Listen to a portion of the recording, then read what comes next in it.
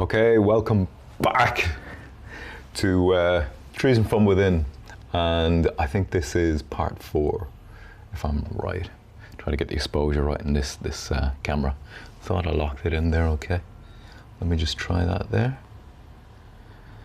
Let me just see. Okay, so this is to speak about an Indian guy I know who's been in the country a while. So, and some of you who aren't used to thinking these things through will go, oh, the usual relationship, I don't give a shit. There's nothing to do with that. Basically, this guy is a people trafficker. And I've actually been there when he's brought Indians into a local pizzeria, a local shop, and said, does anybody know of any homes going for these guys?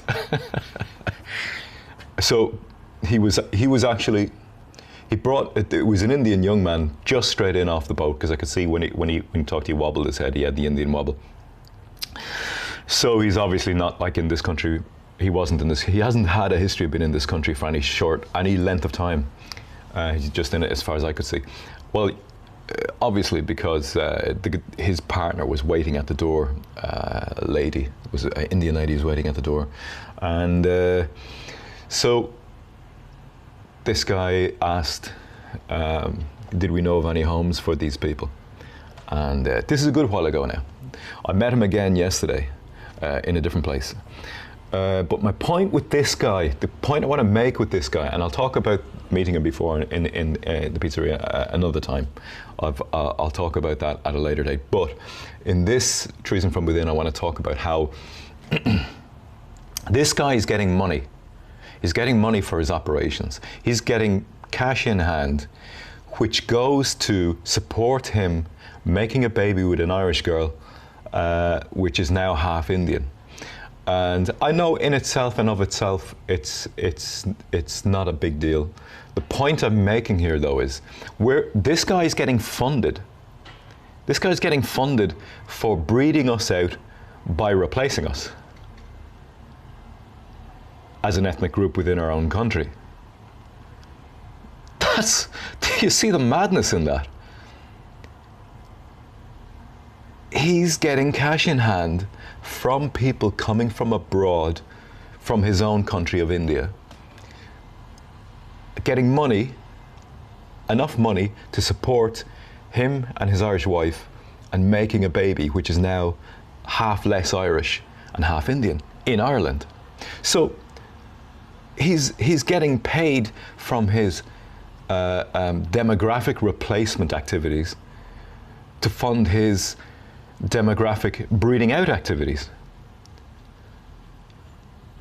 Okay, so I mean, if you can't see that's wrong, then I don't know what to say to you.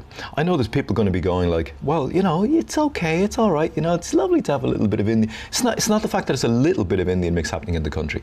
There's a lot of different nationalities flooding in here at the moment, and actually having babies with Irish people and mixing and all that. And in a small scale, that's okay.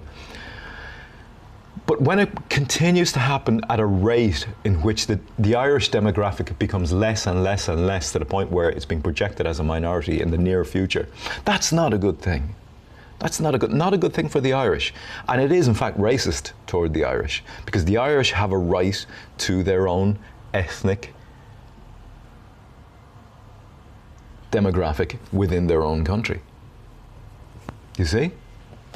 We are an indigenous people of this country and have been for a very long time, longer than Jews have lived in Israel currently, longer than most, even tribal peoples in the Amazon rainforest, even African tribes and groups in Africa who have genocided another African group, say like the Bantu wiping out the Khoi and the San in South Africa, that we, the Irish, as an indigenous group, have been in this country longer than any of that has happened. That's how old we are here. And so to say it's okay to breed us out and to demographically replace us is racist. It's racist against us. You understand? I hope so.